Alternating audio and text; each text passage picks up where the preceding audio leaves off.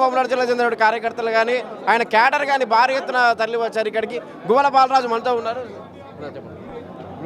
Cadre కూడా భారీ ఎత్తున తరలి వచ్చారు. భారీ ఎత్తున చాలా చాలా సంతోషంగా ఉంది. ఈరోజు ఒక పార్టీ నుంచి ఇంకో పార్టీకి వచ్చిన తర్వాత కొన్ని సందర్భాల్లో ఆహాభావాలు ఏ రకంగా ఉంటాయని అనుమానం ఉన్నది. ఈరోజు బీజేపీ పార్టీ నన్ను స్వీకరించిన తీరు చూస్తూ ఉంటే నా ఉత్సాహం రెట్టింపైంది. తప్పకుండా నరేంద్ర మోడీ గారి నాయకత్వాన్ని బలపరుస్తూ అద్భుతమైనటువంటి తీరులో పార్టీని పెంచడానికి రాబోయే రోజుల్లో బీజేపీ పార్టీ ఈ రాష్ట్రంలో అధికారాన్ని చేజింకించుకోవడం కోసం యువ రక్తంతో జతగట్టి పార్టీ పెద్దలతో వారి సలహాలు సూచనలు తీసుకొని అద్భుతంగా పోరాటం చేసి మోడీ గారి నాయకత్వాన్ని బలపరుస్తూ వారి ఆశయాన్ని నెరవేర్చడం కోసం ఒక నిబద్ధత కలిగినటువంటి కార్యకర్తగా నేను పనిచేస్తానని తెలియజేస్తాను.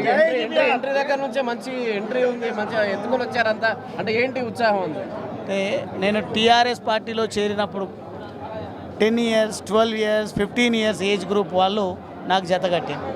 ఈరోజు వాళ్ళు ఒక్కొక్కరు 30 సంవత్సరాలు 35 సంవత్సరాల వయసు అయింది. నాటి నుండి నేటి వరకు నా ఎంబడి ఉన్నారు కాబట్టి 20 సంవత్సరాల పాటు మనము మన కెపాసిటీలో ఏ ఎమ్మెల్యే చేయనంతగా నేను పని చేసినప్పటికీ నా ఆశయాలు, నా భావాలు, జాతీయ భావము, దేశభక్తి, దైవభక్తి వీటన్నింటినీ అక్కడ కొంత కొరతగా అనిపించింది.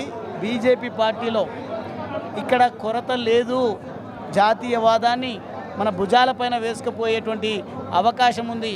మేము మిమ్మల్ని భుజాలపైన మోస్తాం, మీరు జాతీయ భావాలను భుజానికి ఎత్తుకొని ప్రయాణం చేయండి అనే ఇండికేషన్ ఇస్తూ రావడం జరిగిందంటే వాళ్లకు నాకు 20 సంవత్సరాల అనుబంధం. ఓటు హక్కు లేదు, నాకేమో అప్పుడప్పుడే ఓటు వచ్చినట్టు ఒక రకంగా చెప్పాలంటే సంతృప్తికరంగా ఉంది. అద్భుతమైనటువంటి పద్ధతిలో మాకు స్వాగతం లభించింది. మాజీ ఎమ్మెల్యే, సిట్టింగ్ ఎమ్మెల్యే కూడా అయినా పార్టీ మారుతుంటే ఎందుకు ఈ విమర్శలు ఇవన్నీ? అంటే ఇంతమంది మీరు కూడా అన్నారు కదా పార్టీ మారుతుంటే ఎందుకు ఈ విమర్శలు? అదే కదా, నాకు తెలిసి కేసీఆర్ గారు కూడా పార్టీ మారి వచ్చే ఇంకో పార్టీని స్థాపించి అవతల పార్టీకి బాధ ఉంటుంది, ఎమ్మెల్యే సిట్టింగ్ ఎమ్మెల్యే కూడా కాదు కదా. That is the power of youth.